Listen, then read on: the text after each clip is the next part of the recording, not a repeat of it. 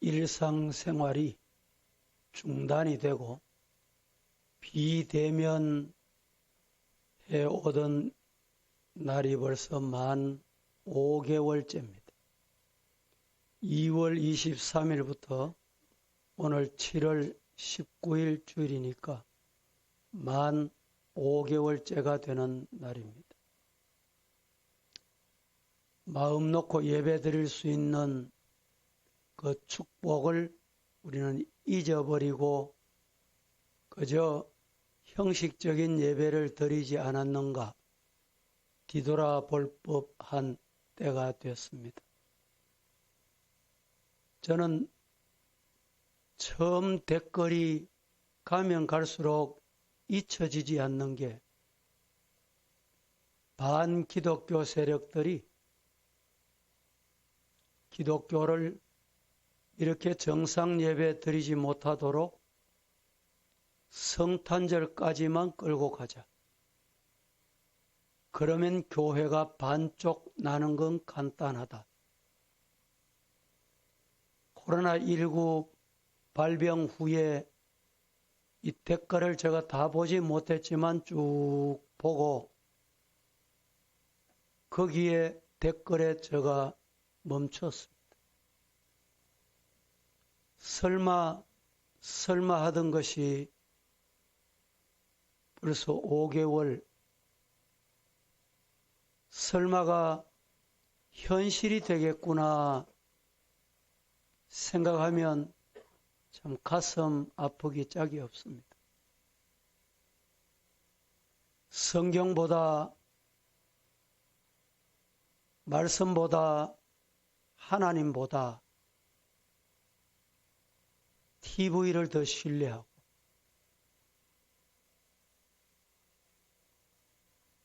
행정명령을 무겁게 받고 하나님의 말씀은 가볍게 받는 이런 현상이 우리 기독교계 안에 일어나고 있지 않는가 좀 안타까운 마음 금할 길이 없습니다. 이럴 때일수록 우리 성도들은 정신을 차리고 깨어 기도하는 성도가 되기를 예수님 이름으로 축복합니다. 우리가 오늘 주일 이렇게 마음껏 하나님 앞에 예배 드리는 자리에 나와 살아계신 하나님께 예배 드리게 된 것은 전적으로 하나님의 은혜입니다. 이 예배를 하나님이 받으시고 개개인의 문제, 가정의 문제, 국가의 문제, 더 나아가서 2000년병의 문제까지도 지금 세계는 2000년병 아래서 맥을 못 추고 있습니다. 이런 상황 속에서도 생명의 주인은 하나님이십니다. 하나님만 의지하고 하나님께 예배 드리는 것을 생명같이 여기고 형식적이고 바리새인적인 서기관 사두개인들의 예배가 아니라 이 예배에 하나님이 찾아오셔서 영광 받으시는 예배로 하나님께 예배를 드림으로 우리 모두가 하늘의 복과 땅의 복, 신령한 복과 기름진 복을 받아 남은 생에 주님이 주시는 그날이 언제일지 모르지만 그날까지 예배 잘 드리겠습니다. 이런 성도 되기를 예수님 이름으로 축복합니다. 제가 늘 말씀드리지만 여러분, 우리 교회는 그래도 이 코로나 감염자가 없어서 감사합니다. 또 소수 관계자가 있었지만 치료받아서 참 감사하고 그런데 감염병에 전염됐다고 죽는 게 아닙니다. 암병 걸렸다고 죽는 게 아니에요. 사고 났다고 죽는 게 아닙니다. 하나님이 네 사명 끝났구나 오너라 이러면 죽는 거예요.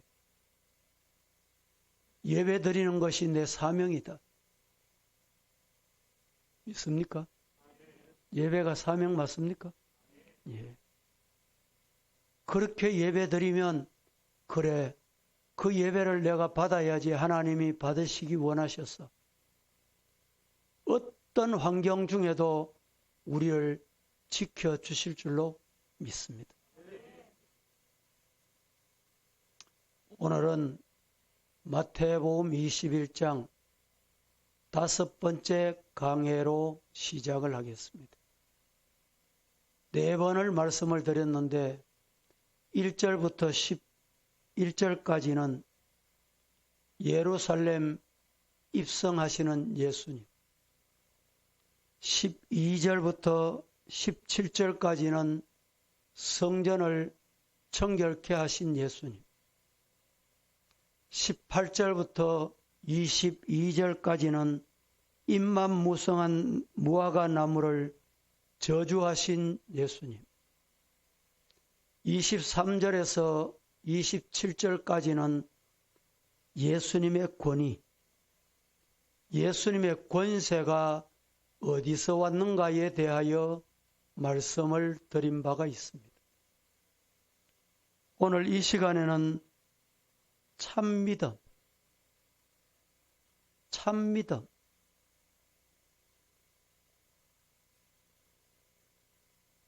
진짜 믿음 이 말입니다.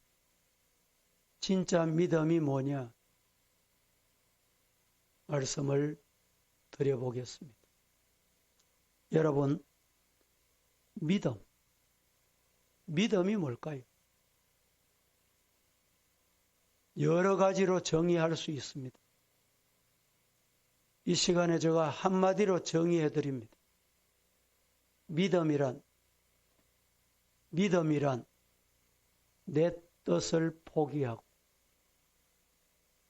하나님의 뜻을 따르는 것이다. 시작.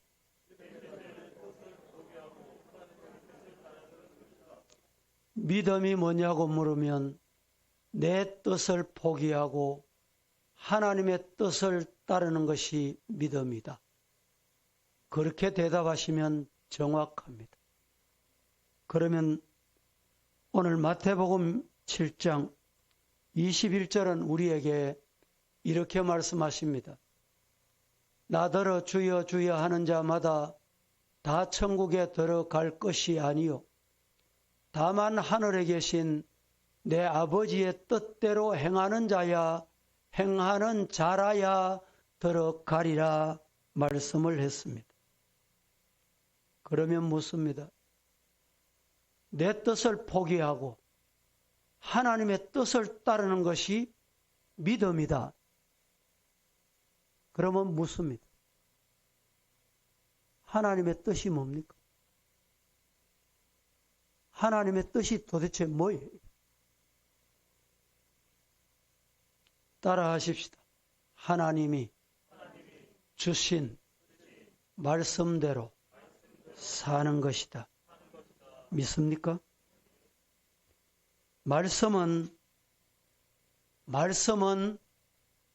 말씀이 뭐냐? 말씀은 성도를 향한 하나님의 뜻이, 말씀은 우리 믿는 성도를 향한 하나님의 뜻입니다. 이 말씀 잘 받으시기를 축복합니다. 오늘 본문에 보면 내용을 간단하게 요약하면 이런 내용이지요.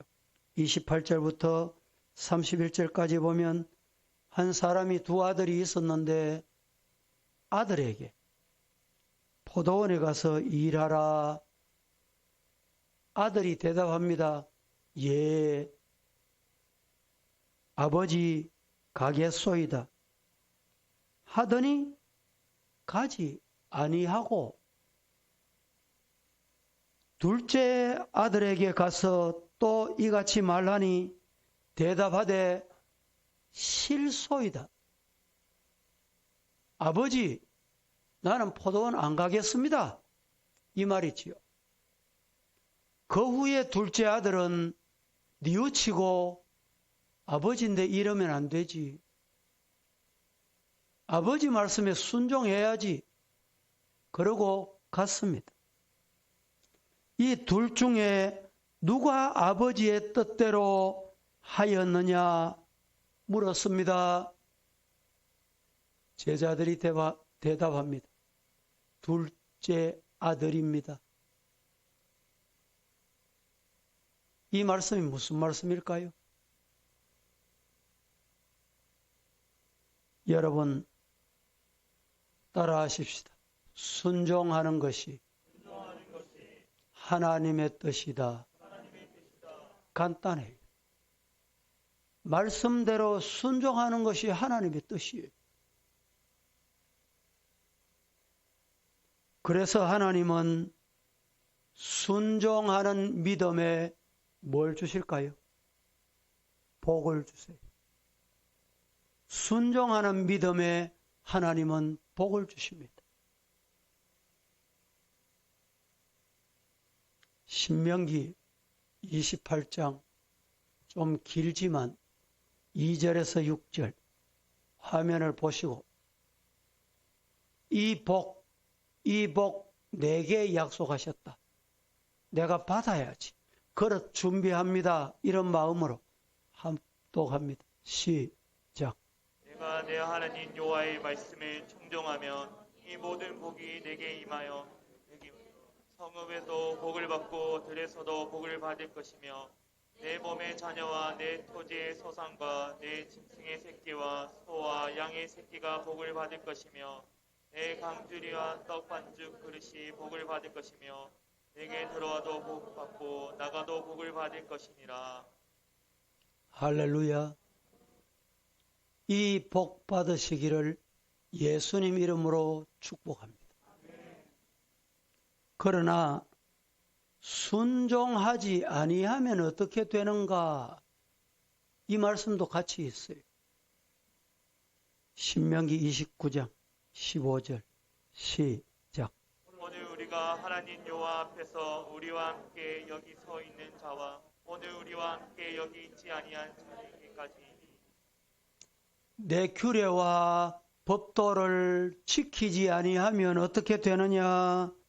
저주가 네게 임한다. 28장 15절. 여러분, 순종하면 복을 받습니다. 하나님은 이스라엘 백성에게 복 주시고 세계 모든 민족 위에 뛰어나게 하시기 위해서 이 말씀을 주셨어요. 그러므로 순종하면 복을 받습니다. 그러나 거역하고 불순종하면 저주가 임한다. 그래서 복이냐 저주냐, 사느냐 죽느냐, 선택은 내 몫입니다. 내 몫입니다. 잘 되느냐, 문제가 자꾸 산적하냐, 내 몫이에요.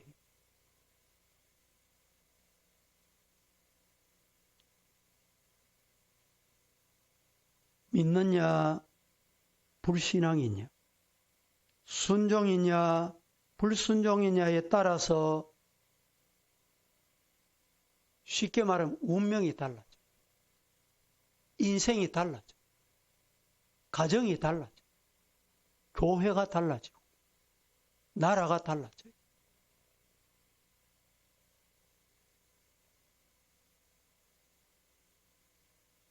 신명기 30장 19절과 20절 시작. 이 저주의 말을 듣고도 심중에 스스로 복을 빌어 이르기를 내가 내 마음이 완악하여 젖은 족과 마른 것이 멸망할지라도 내게는 평안이 있으리라 할까 함이라. 여호와는 이런 자를 사하지 않으실 뿐만 아니라 그 위에 여호와의 분노와 질투의 불을 부으시며 또 이 책에 기록된 모든 저주를 그에게 더하실 것이라. 여호와께서 그의 이름을 전하에 지워버리리.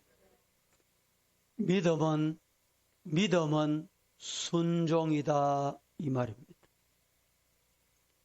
복받지 못하고 구원을 이룰 수가 없는 것은 말씀의 불순종에서부터 이루어집니다. 마르틴 루터 중요한 말을 남겼습니다. 뭐라고? 루터는 신앙에 승리하려면, 신앙에서 승리자가 되려면 뭘 배워야 돼요? 순종을 먼저 배워야 된다. 신앙생활은 순종 배우는 거예요. 순종하는 것을 배우시기를 주님 이름으로 축복합니다. 열국의 아비, 믿음의 조상 아브라함은 갈 바를 알지 못하고 어디로 가야 하는지, 어떻게 가야 하는지 갈 바를 알지 못하고 그는 떠났다. 이게 뭐냐? 순종. 인간의 계산이 거기 깔리면 믿음의 조상이 될 수가 없었어요. 열국의 아비가 안 됐을 거예요.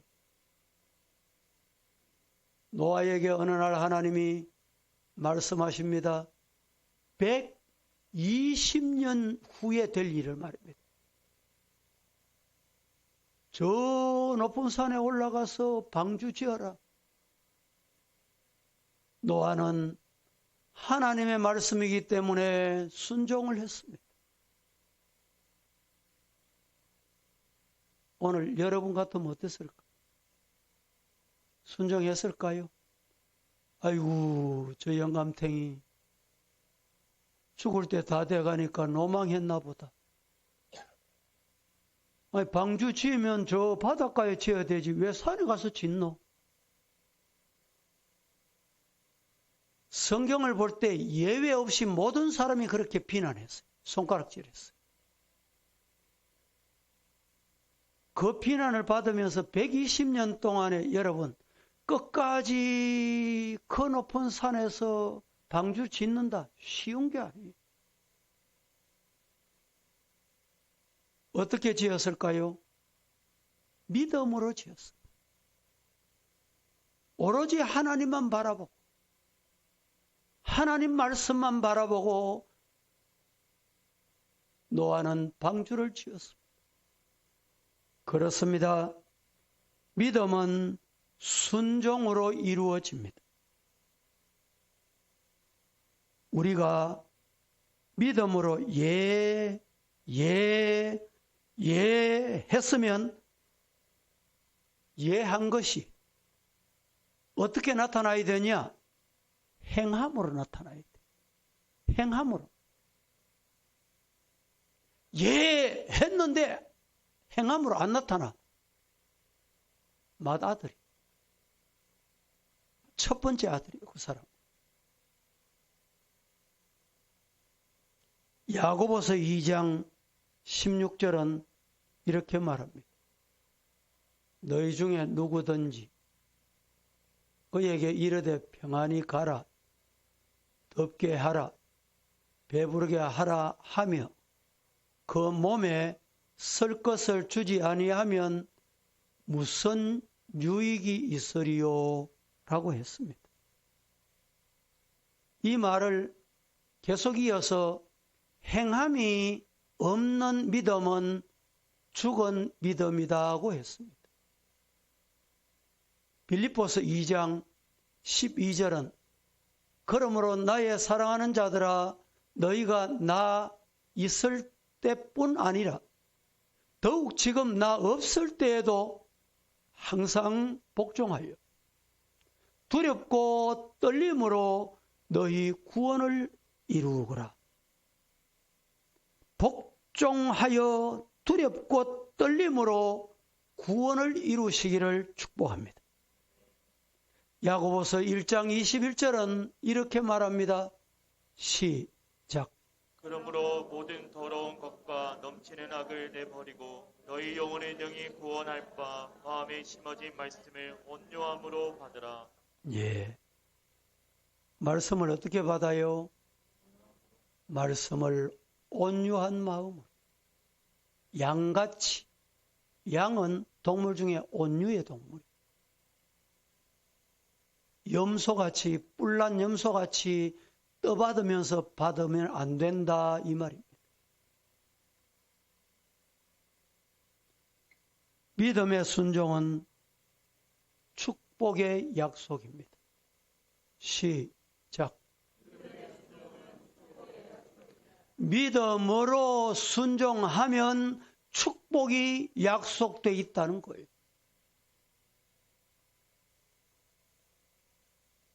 그리하여 말씀에 순종하는 자에게는 역사가 일어납니다.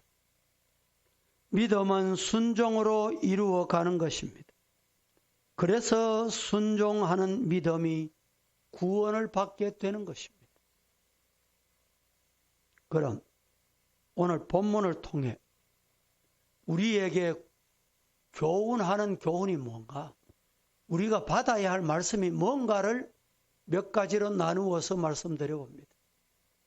첫째, 맏아들과 둘째 아들의 차이점이 뭔지를 알아야 돼요. 맏아들과 둘째 아들의 차이점이 뭐냐?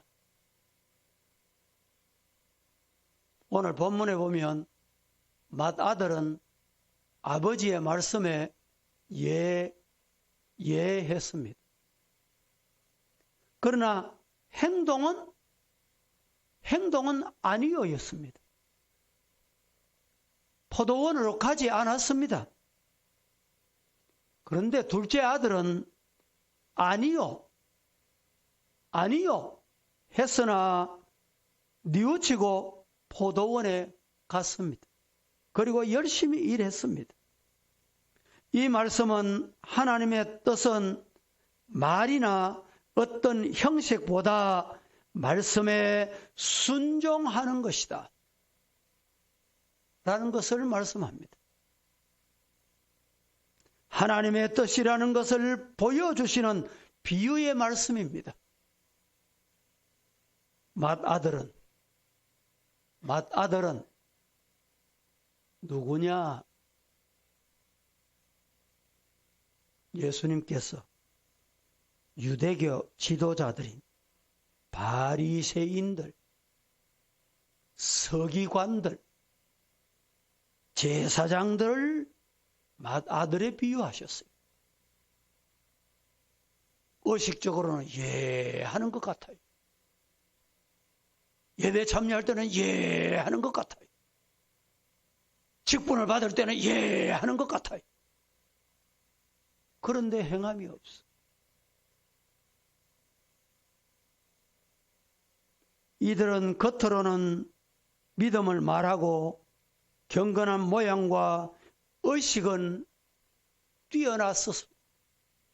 하나 속에는 불신과 죄악으로 가득했다 라고 말씀하십니다.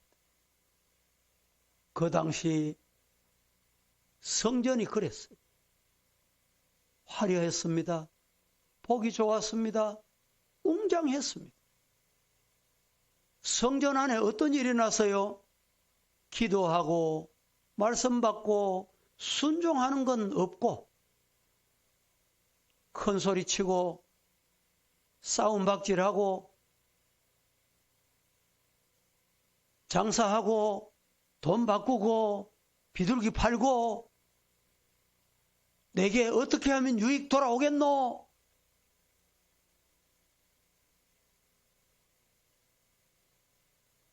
오늘날도 두 종류의 교인이 있습니다. 입으로는 예하고 순종이 없는 교인이 있습니다. 이런 교인은 형식주의자들입니다. 당시의 바리새인들처럼 율법주의자요 외식주의자들입니다.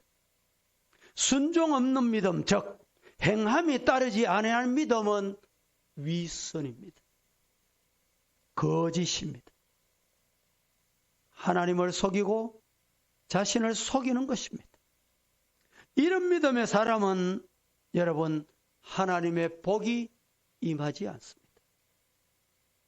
그래서 교회 와도 예배를 드려도 찬송을 드려도 말씀을 받아도 기쁨이 없어. 감사가 없어. 감격이 없어. 은혜가 임하지 않아. 이런 모습을 경건의 모양은 있으나 내용은 없다고 합니다. 이런 믿음의 사람은 행복할 수가 없습니다. 그러니까 능력이 나타나지 않아요. 여러분, 내 마음에 믿음이 식으면 입으로는 아멘 하는데 마음으로는 노멘 이런 사람. 이사야 29장 보십시다. 13절 시작.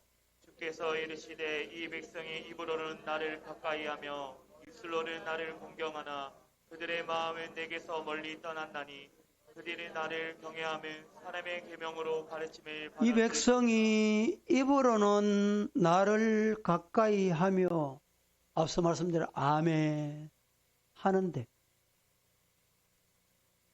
입술로는 나를 공경하는데 마음은 내게서 멀리 갔다. 마음에는 노멘 이 말이에요. 그들이 나를 경외하면 사람의 계명으로 가르침을 받았을 뿐이다. 그래, 의뢰의 선생은 저래 가르치는 거야. 의뢰의 목사는 그렇게 설교하는 거야. 이래 받고 끝내버린다 이 말입니다. 믿음 있고 마음이 있는 사람은 항상 교회에 관심이 있습니다. 그래서 마태복음 6장 33절에 이렇게 말씀하지요. 너희는 먼저 그의 나라와 그의 의를 구해라. 그리하면 모든 것을 하나님이 주신다. 더해 주신다. 믿으시기를 축복합니다. 말로는 감사합니다 하지만 기도는 감사합니다 하지만 시작도 감사로 끝맺을 때도 감사하지만 삶에 돌아가면 감사가 없어. 진정한 감사가 아니다 이 말이죠.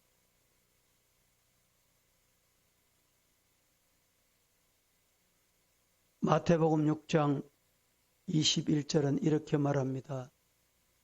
내 보물이 있는 곳에 내 마음도 있느니라. 우리가 하나님 앞에 헌금은 믿음의 척도다. 시작. 헌금은 믿음의 척도다.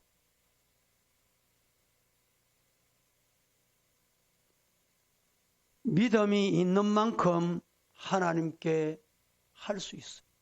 드릴 수 있어요. 종을 울려야 종이다. 종은 울리지 않을 때는 종이 아니다는 말이 있죠.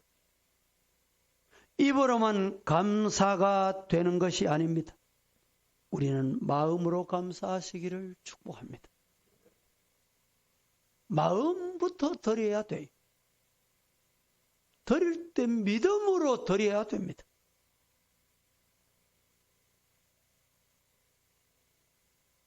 시편 50편 22절 시작. 하나님을 잃어버린 너희여 이제 이를 생각하라. 그렇지 아니하면 내가 나일지도 건질 자가 없으리라. 하나님을 잊어버린 너희여 이제 이를 생각해라. 그렇지 아니하면 내가 너희를 찢으리니 건질 자 없다. 여기 중요한 말씀이 있어요. 하나님을 잊어버린 너희여. 요 말씀이 무슨 말이냐? 원문을 좀 가깝게 해석하면 하나님께 감사가 없는 너희 인간 이 말입니다. 하나님께 참 감사가 없는 너희는 이 말입니다. 이제 꼭 기억해야 될 게 있다. 하나님께 감사할 줄 모르면 하나님이 어떻게 하시고 노여워하실 거예요. 여러분 은혜를 잊어버리고 감사를 잃어버리면 그 속에 그 마음 속에 하나님이 계시지 않습니다. 그러면 어떻게 될까요? 하나님이 안 계시면 점점 타락의 길로 가요. 점점 죄악의 길로 간다니까. 왜 내가 잘못된 길로 가고 있느냐 보세요. 마음에 하나님이 안 계시기 때문에. 잘못된 길로 가도 잘못된 길을 뉘우치고 돌아설 줄 몰라요.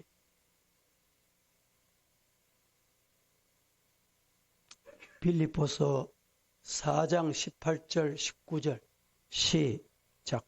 내게는 모든 것이 있고 또 풍부한지라 에바브로디로의 편에 너희가 준 것을 받았으므로 내가 풍족하니 이는 받으실 만한 향기로운 제물이요 하나님을 기쁘시게 한 것이라. 19절. 나의 하나님이 그리스도 예수 안에서 영광 가운데 그 풍성한 대로 너희 모든 쓸 것을 채우시리라. 한 곳 더 봅니다. 사무엘상 15장 22절 시작. 사무엘이 이르되 여호와께서 번제와 다른 제사를 그의 목소리를 청종하는 것을 좋아하신 같이 좋아하시겠나이까. 순종이 제사보다 낫고 듣는 것이 순양의 기름보다 나으니. 두 번째, 예수님은 우리의 신앙의 본이십니다.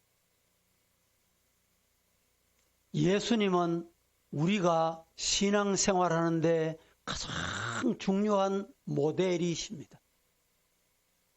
그래서 그의 삶에서 순종을 배워야 합니다. 예수님은 순종의 삶이었다. 예수님의 삶 송두리째가 전체가 순종의 삶이었다는 말입니다. 요한복음 6장 38절 말씀에 내가 하늘에서 내려온 것은 내 뜻을 행하려 함이 아니요. 예수님이 이 땅에 오신 것은 아기 예수로 오신 것은 내 뜻을 행하려 함이 아니요 나를 보내신 이의 뜻을 행하려 함이니라.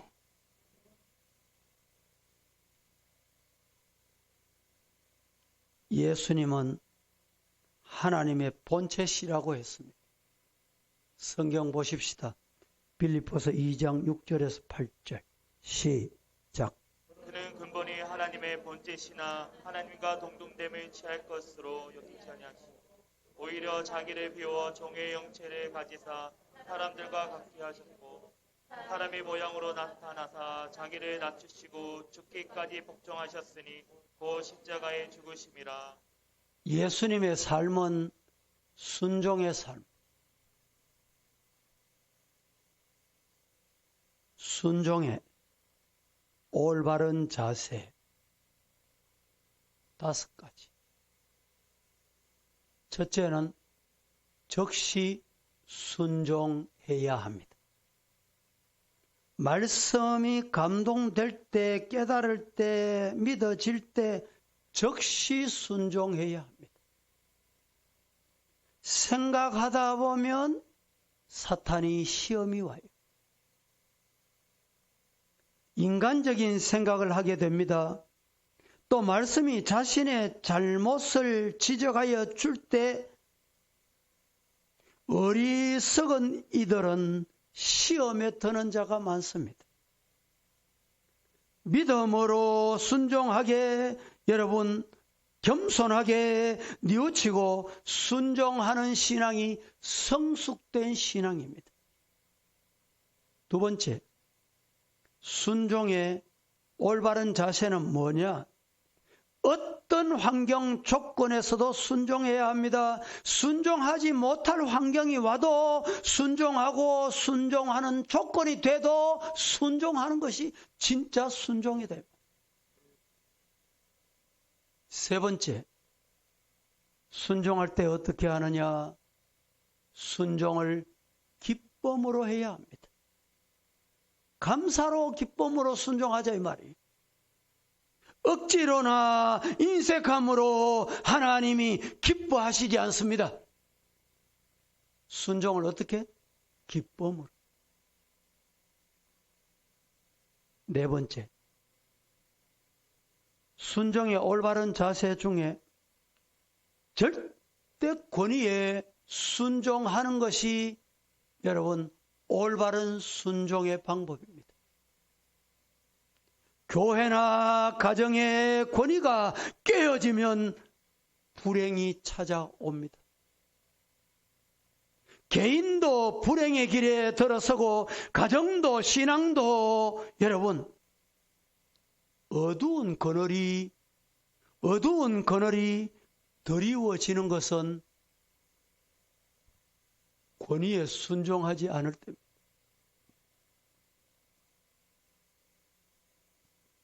성도 여러분, 올바른 순종의 자세를 배웠으니 올바른 순종 성도가 되기를 예수님 이름으로 축복합니다. 세 번째, 예는 예가 되고 아니어도 예가 되라. 이것이 진짜 신앙이에요. 예는 예가 되고 아니어도 예하는 신앙이 되라. 이 말입니다. 포도원은 일하는 곳입니다. 성경의 교회는 포도원이라고 했습니다. 열심히 일해야 할 곳이 교회입니다. 그런데 예하고는 일하지 않는 교인들이 있습니다. 이들은 맏아들에 준하는 사람입니다. 예하고 받으면 즉시 내 환경이나 조건에 관계없이 일해야 하는데 여러 가지 핑계가 많아요. 이거는 맏아들이에요. 하나님은 우리들에게 이 포도원에서 여러 가지 직분을 주셨어요. 고린도후서 1장 20절 시작. 하나님의 약속은 얼마든지 그리스도 안에서 예가 되니 그런즉 그로 말미암아 우리가 아멘하여 하나님께 영광을 돌리게 되느니라. 제가 좋아하는 성경 구절 중에 하나입니다. 하나님의 약속은 얼마든지 그리스도 안에서 예가 되니 그런즉 그로 말미암아 우리가 아멘하여 하나님께 영광을 돌리게 되느니라. 아멘하면 어떻게 돼요? 하나님께 영광이 돌아가. 우리는 사나 죽으나 하나님께 영광 돌릴 존재로 창조받아 부름받았어요. 하나님께 영광 돌리기를 주님 이름으로 축원합니다. 아멘은 진실입니다. 그래서 거짓이 없는 진실의 고백은 아멘입니다. 아멘은 축복이요 영광이 됩니다. 하나님의 포도원인 교회에서 각양 직분을 받았습니다. 이 직분 아멘 하시기를 예수님 이름으로 축원합니다. 말씀을 맺습니다. 성도 여러분, 믿음은 순종입니다.